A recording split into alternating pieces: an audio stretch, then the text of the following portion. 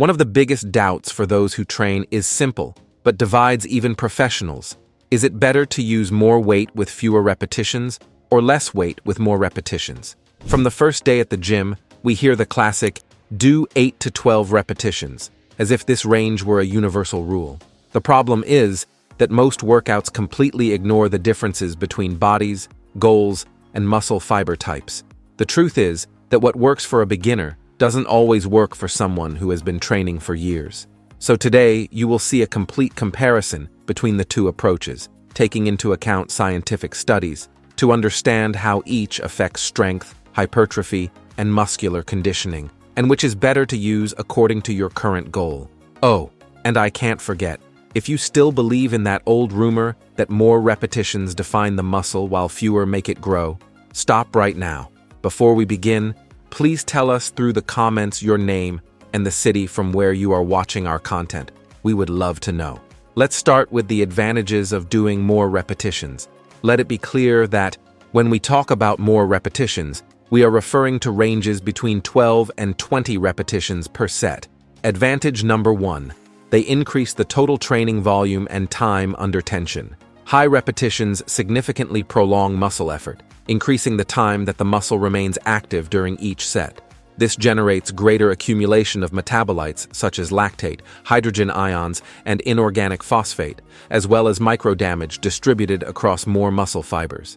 This type of stimulus stimulates endurance adaptations and sarcoplasmic hypertrophy, which is the increase in intracellular fluid and energy reserves within the muscle. The total volume is increased even with smaller weights, as you are performing more mechanical work throughout the session.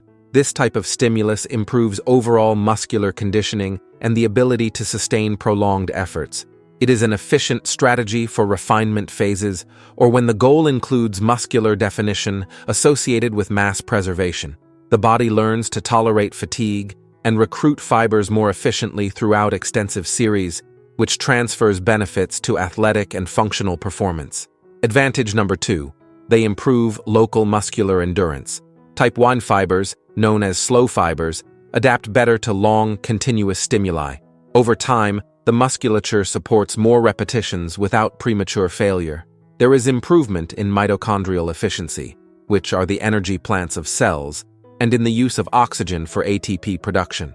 This allows maintaining performance in long sets and high-density workouts without compromising execution quality.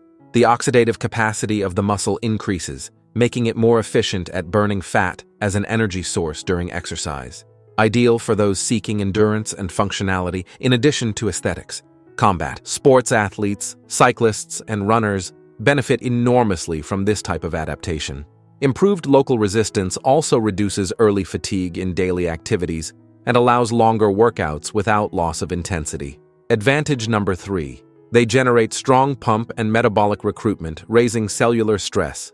The accumulation of blood and metabolites temporarily swells the muscle, creating the famous pump. This swelling creates internal pressure that signals to the body the need for hypertrophy through cellular stress mechanisms. It activates anabolic pathways such as mTOR and IGF-1, which are directly related to muscle growth and protein synthesis. Metabolic stress also favors increased capillarization, improving nutrition and oxygenation of muscle tissue. More capillaries mean better delivery of nutrients and removal of metabolic residues. It is a potent stimulus for growth, even with moderate weights, as the body interprets the hostile metabolic environment as a signal to adapt and grow. The sensation of pump also brings important neuromuscular feedback, allowing better mind-muscle connection during training. Advantage number 4. Lower risk of joint injury when done with controlled technique. Reduced weights substantially decrease stress on joints, tendons, and ligaments. This is especially useful for older people, those in rehabilitation, or with a history of injuries. Controlled execution allows total focus on range of motion and muscle contraction, without the constant concern with stabilizing extremely heavy weights. It reduces impacts and overloads typical of heavy training, preserving the structural integrity of joints over years of training. It maintains adequate muscle stimulus with less wear on support structures. For practitioners who have been training for decades, this approach allows longevity in the sport without accumulating microtraumas that eventually lead to chronic problems. The margin of error is greater, allowing posture adjustments without serious consequences. Now let's understand the limitations of this approach. Disadvantage number 1. Lower absolute weight that reduces the mechanical stimulus for maximum hypertrophy. With many repetitions, the weight used necessarily needs to be lower to complete the number of executions. This reduces mechanical tension, which is the main trigger of myofibrillar hypertrophy, the type of growth that increases the density and contractile strength of the muscle. The muscle is more stimulated metabolically than structurally. Volume gain can occur through sarcoplasmic hypertrophy, but muscle density and the ability to generate maximum strength tend to be lower compared to training with heavy weights. It is less effective for those seeking maximum strength and size with muscle quality. The recruitment of type 2 fibers, which have greater growth potential, happens only in the last moments of the set when fatigue sets in, wasting part of the growth potential. Disadvantage number 2. Greater cardiorespiratory fatigue, which limits real muscle work. The cardiovascular system can fail before the target muscle reaches adequate mechanical fatigue. Accelerated breathing and systemic fatigue reduce the quality of execution in the final repetitions. The focus leaves the worked muscle and becomes simply finishing the set at any cost. This limits effective tension and control over movement, compromising the growth stimulus. It can impair maximum recruitment of desired fibers, especially in compound exercises that involve large muscle groups. Many people report a sensation of burning and general discomfort before really fatiguing the target muscle. This is especially problematic in exercises such as squats or deadlifts, where the general metabolic demand is high. Before we continue, don't forget to subscribe to the channel. Having constant access to science-based information is what will make you progress with health in the long term in the world of bodybuilding. Disadvantage number 3. Less transfer to maximum strength. Training with light weights does not generate intense neural adaptations necessary for maximum strength. The body does not learn to recruit high-power motor units efficiently and coordinately. Strength improvement is limited, as there is a lack of high-tension stimulus that teaches the nervous system to fire more fibers simultaneously. Progress in heavy compound exercises tends to stagnate, as neural adaptation does not keep up. It is useful for muscular endurance, but inefficient for developing pure and explosive strength. Strength athletes, such as powerlifters and Olympic lifters, depend on heavy weights to develop the neural qualities that define performance in their sports. The ability to generate strength quickly is also not well developed with high repetitions. Now let's look at the advantages of doing fewer repetitions. And when we talk about fewer repetitions, we are referring to ranges between 4 and 8 repetitions per set. Advantage number 1. High mechanical tension.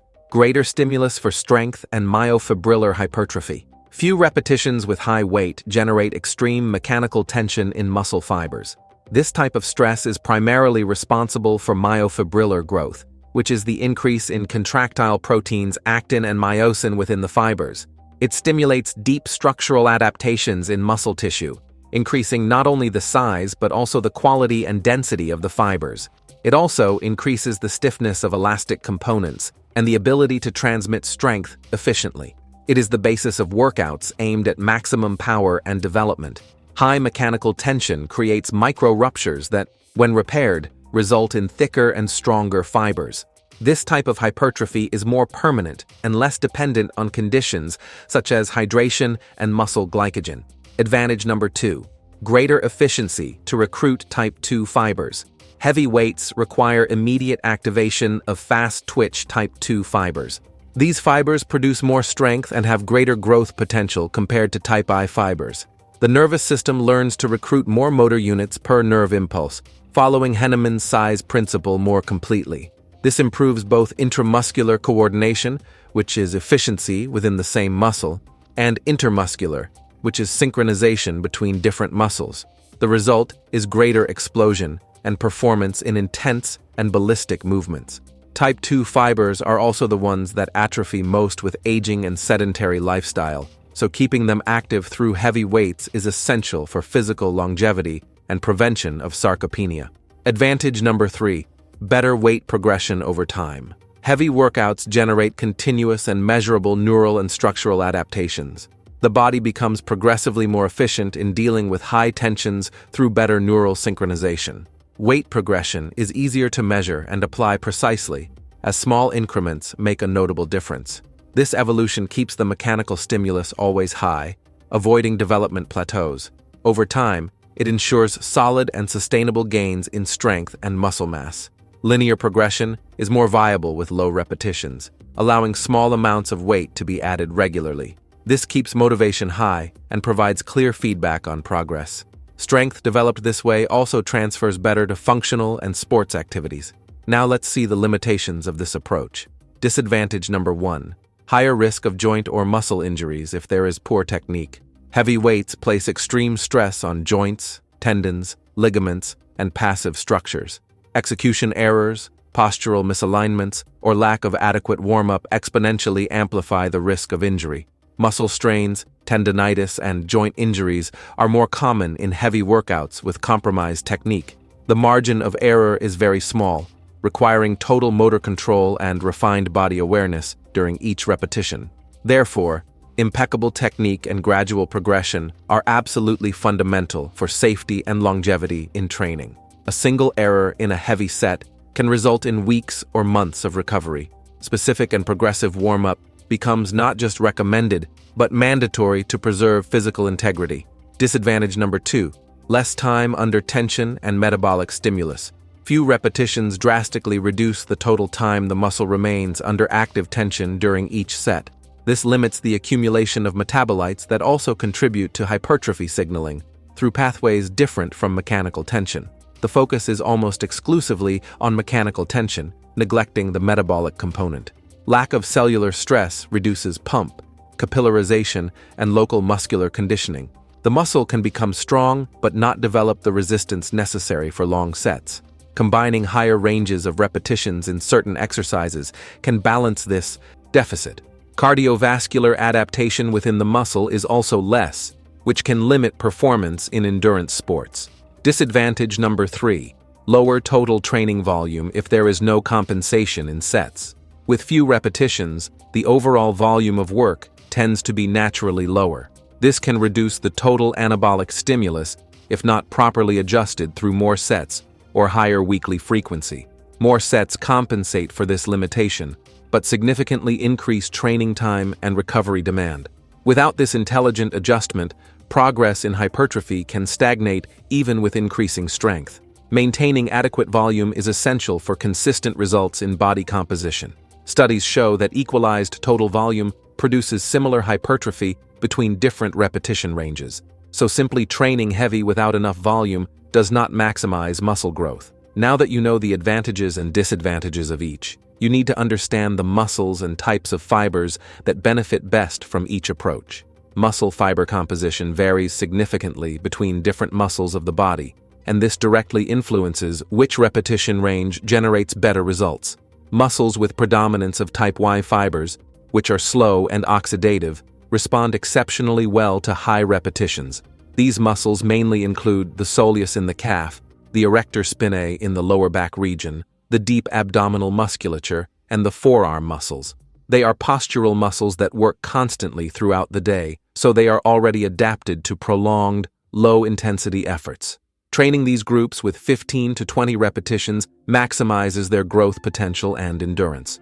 On the other hand, muscles with predominance of type 2A and IIX fibers, which are fast and glycolytic, respond much better to low repetitions with heavy weights. The quadriceps, especially the vastus lateralis and medialis, have a large amount of fast fibers. The pectoralis major, the dorsal muscles, the trapezius, and the posterior thigh muscles also fall into this category.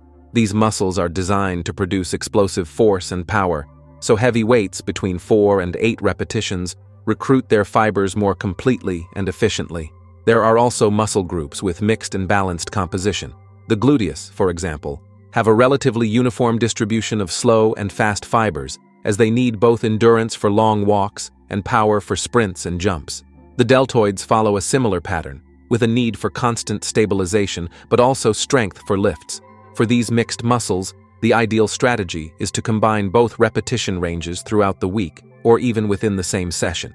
Using low repetitions in compound exercises such as squats for glutes and overhead press for shoulders and high repetitions in isolation movements such as hip abduction and lateral raises exploits both growth mechanisms. We can therefore conclude that science makes it clear that both approaches produce hypertrophy when total volume is equalized.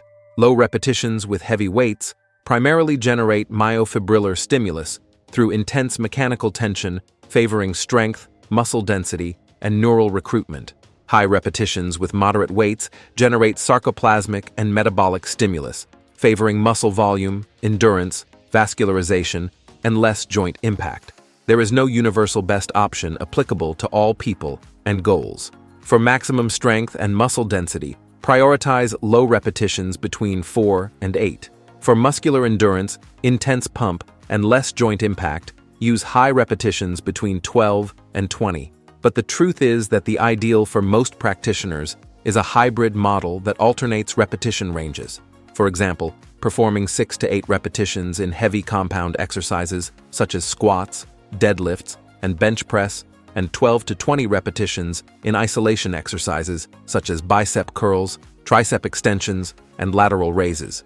This combination simultaneously exploits the two main growth mechanisms, mechanical tension and metabolic stress, maximizing total hypertrophy and developing a complete, strong, resistant, and aesthetically balanced physique. If you liked this and also want to see a comparison between slow repetitions and fast repetitions, also based on science, to discover what works best for you, we have a video appearing right now on the screen showing everything about it. Don't miss it. Thank you for watching this far, and God bless you, my friend.